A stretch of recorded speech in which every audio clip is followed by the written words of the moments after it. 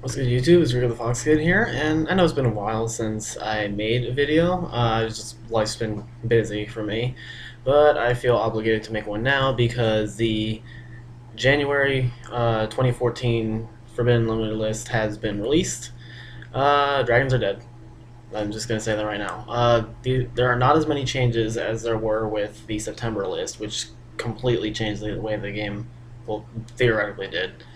But overall, a lot of these changes are pretty good. There are four new forbidden cards, and two of them were completely expected. Well, two of them, like one of them, I didn't see coming at all. Like I don't think anyone did, and one I don't entirely agree with, but I can understand it. The two that were expected were Return from a Different Dimension and Sixth Sense. They were both just incredibly broken and definitely needed to be banned.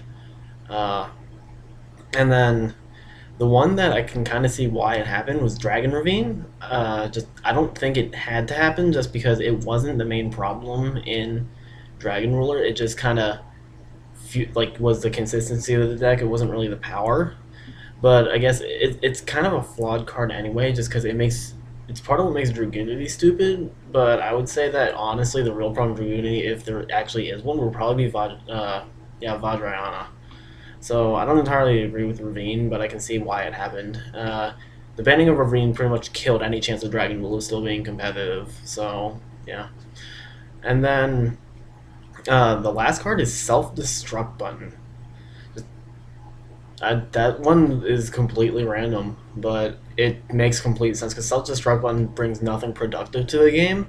So banning it just makes degenerate shit not possible. So it's not that it was breaking the game; it's just it doesn't contribute anything to it. And then the limited cards, all four Dragon Rulers are limited. So Blaster Title, Redox, and Tempest are all at one, which means Dragon Ruler can't really function well as its own deck. And then, now they're just support for their own attribute.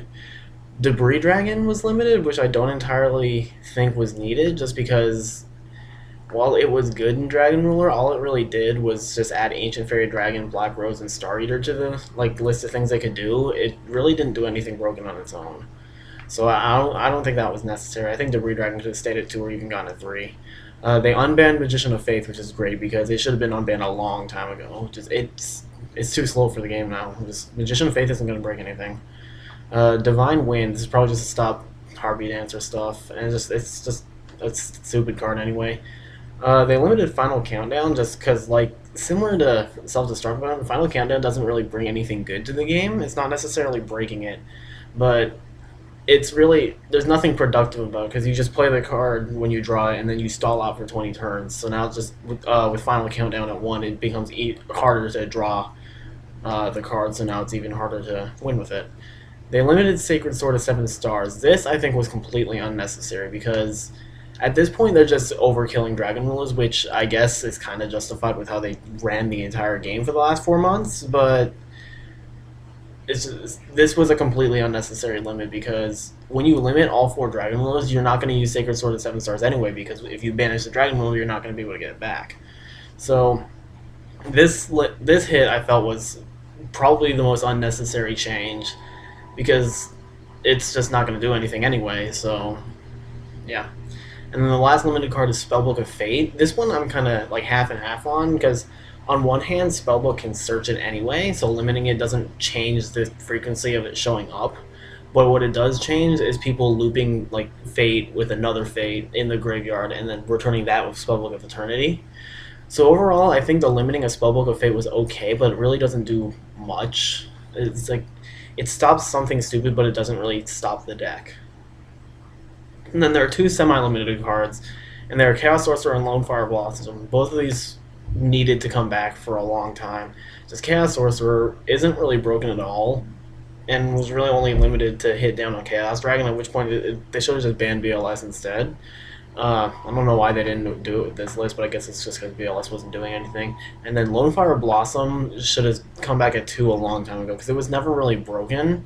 It's just, it was limited because of Plant Synchro, but all it really did was bring consistency to Plant Synchro, and they killed that deck off was just by knocking out all the power to it.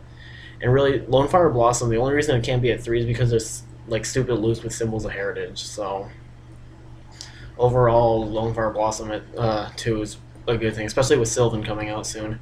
I'm surprised they didn't semi-limit Rhoda because of the Noble Knights, but that's just me.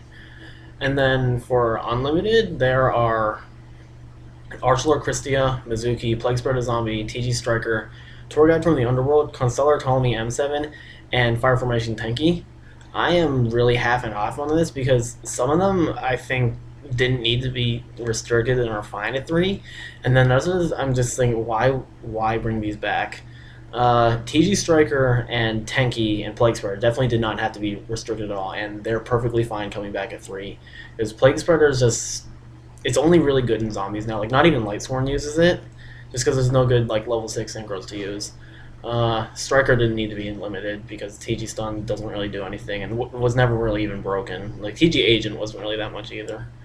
And then Tenki was, like, Tenki's just a generic searcher that's fine, and like it's even restricted to once per turn, and it can die to MST, so it's like there's nothing wrong with that. It's just the consistency of the deck. If something becomes broken, it's the power of the cards, the cards that Tenki is searching.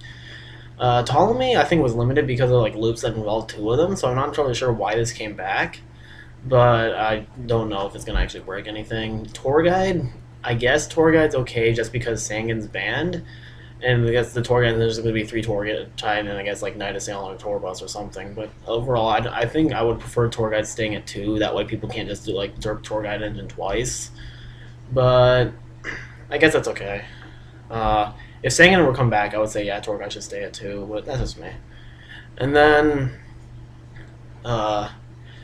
I do not agree with Christia and Mizuki coming back. Christia, I think, is just a poorly designed card anyway, and I honestly think Christia should be banned.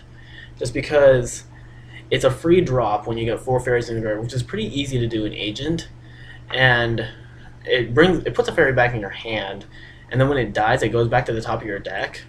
And just the fact that it locks down special summons and has 2,800 attack is just hard to kill. It's something I don't think is healthy for the game. Christia is kind of hard to get on. Nobody ever runs more than 2, so semi-limiting it was unnecessary, but I don't think it's a card that should be at 3.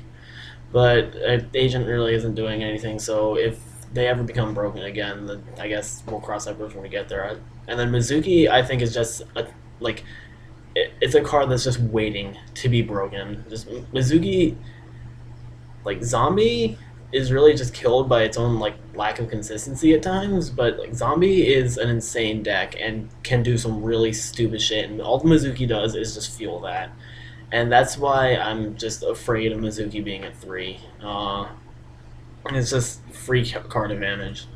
So I don't know about that. I don't really agree with those going to 3, but we'll just see how it pans out. And that's the entire list. Overall, I really like it. I mean, there are obviously things I disagree with, but overall, I think I did a good job of just knocking out Dragon Ruler and letting everything else have a chance to thrive. Like, hopefully, this list will be what September was supposed to be and create a format where several different decks can compete, and one isn't just going to stand out on top. And yeah, overall, it's like there's a lot of decks viable now. It's like Spellbook's probably going to be the #1 choice. Constellar is still viable. Mermail is going to be viable again, because really Mermail's only setback was that it was hard countered by Dragon Ruler. You might still see Evil Swarm. I don't think so much anymore, just because there's not going to be a lot of high level decks anymore. There's so many things that are viable now. I think Gear Guild's probably going to be a threat, just because Gear Guild's picking up speed at the end of the last format. Yeah. I might, just for shits and giggles, try and make a Dragon Ruler deck under this list. It's probably not going to happen, though, just because without Dragon Ravine, and with all the dragons limited, and with only 1 Debris Dragon, it's not going to happen. Like, it's not really possible to do. So, yeah. Until next time, YouTube, thanks for watching. I'll see you next time. Deuces.